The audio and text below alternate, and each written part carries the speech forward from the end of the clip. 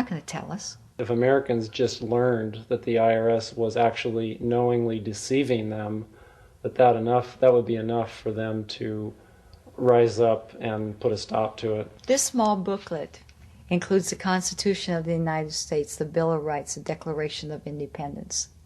This is a document that every citizen should read. It's a document which freed an entire nation. This is the Internal Revenue Code, and this document, and the unlawful application of this document by the Internal Revenue Service has enslaved the nation that this document attempted to free. I was very impressed with the people in the tax honesty movement. They weren't kooks, they were highly intelligent, well-researched, and very genuine. I was wondering why I never heard about all these Supreme Court decisions in the media. So I really wanted the IRS's point of view, because to get the true story, it was imperative I hear both sides. I kept wishing Anthony Burke would call me back. He seemed like an honest man. I then proceeded to call my message machine. Hi, this message is for Aaron Russo. This is Anthony Burke at the Internal Revenue Service. Let me suggest some people that you might want to think about talking to. One would be Don Alexander, who's a former commissioner who's here in town in Washington. Another would be Sheldon Cohen, who is both a former commissioner and former chief counsel. All those guys, I think, can answer your question about, where in the tax law it says that you have to pay taxes. Wow, good news, I thought. So I called Sheldon Cohen because he used to be the IRS commissioner, he wrote the tax code, and he was also general counsel to the IRS.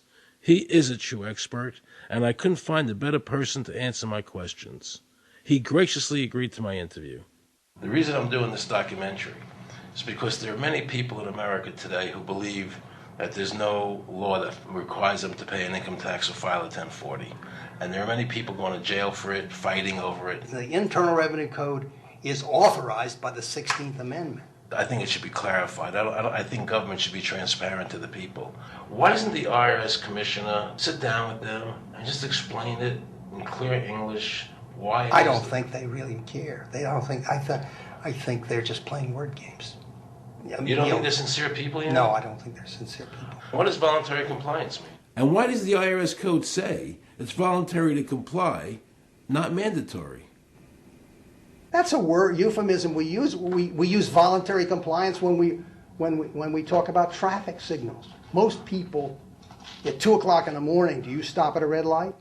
Yeah. Is there a cop there? Sometimes I don't. Well, I do, and most of us do. Most of us do. Right. But that's voluntary compliance. That was a complete perversion of logic. Traffic laws state that it is mandatory to stop at a red light. The IRS code says it's voluntary to comply.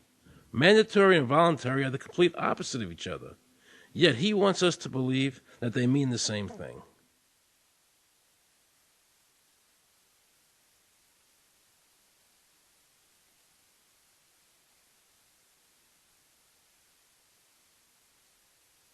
So can the government criminally prosecute somebody of information put on their 1040? Yes. Right, so doesn't that violate the Fifth Amendment? No. But the Fifth Amendment says I don't have to do anything that incriminates myself. Well, it doesn't incriminate you to put your income down. But you said before I could be put in jail for it. The commissioner wants us to believe that although the IRS demands that you fill out the 1040 and you can go to jail for it, that they are not violating your Fifth Amendment rights of self-incrimination. That is absurd.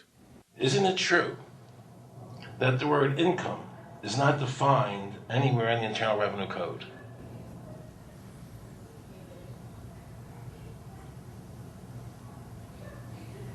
The law says that the government has a right to tax income from any source derived. So, but the word income is not defined in the code. It just says income without a definition That's right. of what income is. That's right. Correct? Yeah. But there are many different kinds of taxes. Well, how can an American citizen know what income is if the code doesn't define it? If they're paying an income Because tax... the courts have all defined it. Do you remember what constitutional attorney Edwin Vieira said? The definition of income in the Constitution was given in the Eisner versus Macomber case.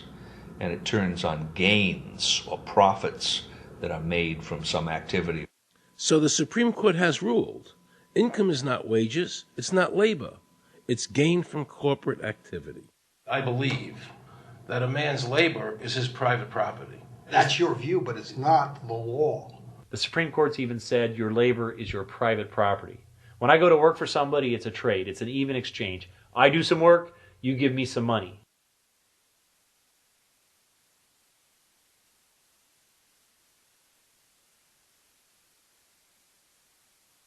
In 1916, we had the Brucheva case and the Stanton case. And the Brucheva case and the Stanton case said that the 16th Amendment gave the government no new taxing power. I'm not going to argue the niceties of that with you. And it came up again in a case called Peck versus Lowe, where the Supreme Court said the 16th Amendment did not extend Congress's taxing power to any new or accepted subjects. In other words, if you weren't taxable before the 16th, you weren't taxable after the 16th. Today I interviewed a juror, who sat on a case, and they found the person not guilty for lack of filing, okay? And I asked her why they found him not guilty. And she said because the IRS couldn't show us the law that made him liable to file a 1040. All they need to do, if there is a law, is to show us the law, which, of course, they never did. And the reason they didn't do it was why? Because there is no law. Title 26 requires you to file a return. But doesn't Title 26 have to be in compliance with the Supreme Court decisions? You're going to take a 1920 case and superimpose it on the whole Internal Revenue Code that was written after it? No, that's not. I can't believe what I just heard. Rewind. You're going to take a 1920 case and superimpose it on the whole Internal Revenue Code that was written after it? No, that's not. Remember he said earlier the Internal Revenue Code was authorized by the 16th Amendment? The Internal Revenue Code is authorized by the 16th Amendment. Remember, the Supreme Court said the 16th Amendment did not give the government any new taxing power. These decisions have never been overturned. Let's listen further. Can the lower courts overrule the Supreme Court? No. How are they putting people in jail today for not paying a tax on their labor when the Supreme Court said they don't have to? Doesn't the IRS code have to be in compliance with the Supreme Court? That's my big question. This is a waste of time. Well, because whatever I say, you're not going to believe. He's right. I don't believe him. And neither should you. He wants us to believe we should obey the IRS code, which is being enforced in violation of the many Supreme Court decisions. If the Supreme Court made a decision... Thank you, Aaron. I think we're finished. I'm sorry, Mr. Cohen, you're doing that. Well, I'm sorry that you constantly re-argue the point. You're liable because the law says that you're liable, and the courts say the law says you're liable, and that's why you're liable. You see, he's talking about the lower courts, who are not in compliance with the Supreme Court, as they have to be. Doesn't the court have to be in compliance with the Supreme Court? The Supreme Court has so held. Where? You caught me unprepared. I'll come back. Well, I don't want to do that. But let me ask you a hypothetical question. No. You're making silly arguments here. Why is the Supreme Court decision a silly argument? Well, because it's inapplicable. That made my heart stop. He just said Supreme Court decisions do not apply to the IRS.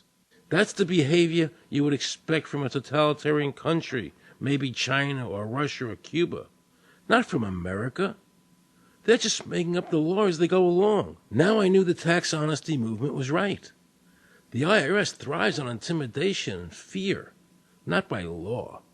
It's no different than a criminal protection racket, using force to extract your money from you. Then the former IRS commissioner, now working at a prestigious Washington law firm, threatens me. Watch. Aaron, you understand Yiddish. Cornish helfen. For those of you who don't understand Yiddish, that means nothing will help you. Now it all became clear. I understood why the IRS wouldn't go on camera and talk about where the law was. I understood why all the senators I called refused to be interviewed. There is no law. And now you know what our political leaders and the courts have known for decades and have tried to cover up. The United States Constitution strictly forbids a direct, unapportioned tax on the wages and salaries of American citizens.